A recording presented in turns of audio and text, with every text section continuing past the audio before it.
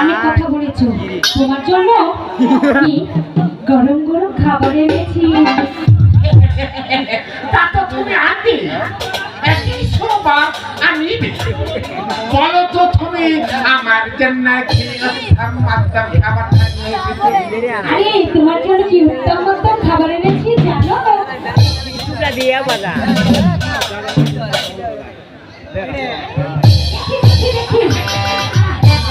তোমার তো দাঁত নাই, তার জন্য তোমার জন্য নরম নরম খাবার এনেছি জানো? মুখে দিয়ে কচুটা খাইয়া ভালো।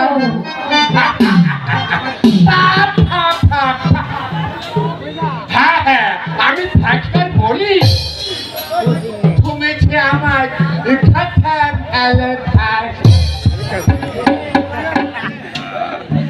হ্যালো এই ও কি দাদা আপনার মেকআপ ম্যান কি খাবার এনেছি সেটা আগে শুনবে না? বলো বলো। আরে আমাদের কটিয়াটি থেকে চম্পা আছে না, জি জি চম্পাটা আমাকে খাবার দিয়েছে তোমার জন্য। কি খাবার জানো? কি খাবারটা বলো তো? বেগুন ভর্তা। এটা মুখে দিলে আর কি হবে? তার সাথে আছে কচুর লতি। আছে না কচুর লতি? আরে সেটা তো পিস্তা পিস্তা মুখে কচুরটা দিলে। কিন্তু তোমার কাছে নিয়ে বসে আমার জীবনটা একেবারে তাহলে তুমি এখন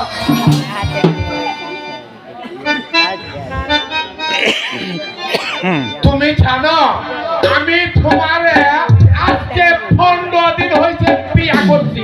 তুমি এই সোনালি মহিলা লই। আরে শোনো, তুমি কি বলবে? আমার বাপে তোমার কাছে বিয়ে বসে দেওয়ার আগে একটু কি তোমাকে দেখতে পারলো না? কেন তুমি বলো সুন্দর। আচ্ছা দর্শক ভাই, আপনারাই বলুন, আমার মতো কেউ মেয়ের সাথে কি ওনারে মানায়? আমি কাল পুরোটা কাটতাম না খেয়ে। থাক, এখন জলদি বাপ ফেলে চলে আসো। বলো, আমি যাবো না। আরে আমি জোয়ানের চেনা ভাইয়া কাছে আমার বাবাই দিয়েছে। আরে বলে চালা আমি চাই না রে মরে কি ভাইয়া।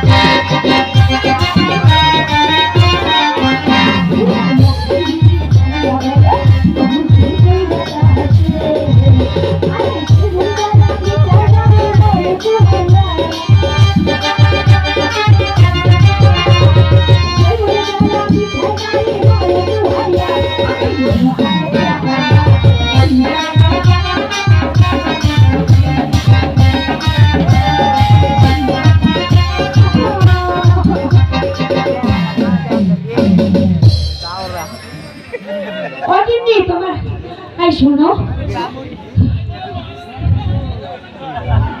এই, তুমি যে বলছো তাই বলে মহারাজ কি আমাকে ধরে নিয়ে যাবে নাকি?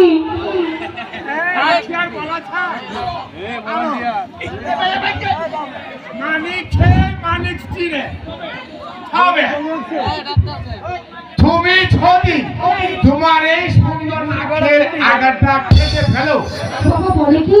তাহলে আমার মনে হয় এই রাজ্যে থাকা যাবে, নইলে ওই সালা সুয়ার খাবারটা রাজনীতির রাজা একবার ছবি নজরে পড়ে তারপর কি করবি?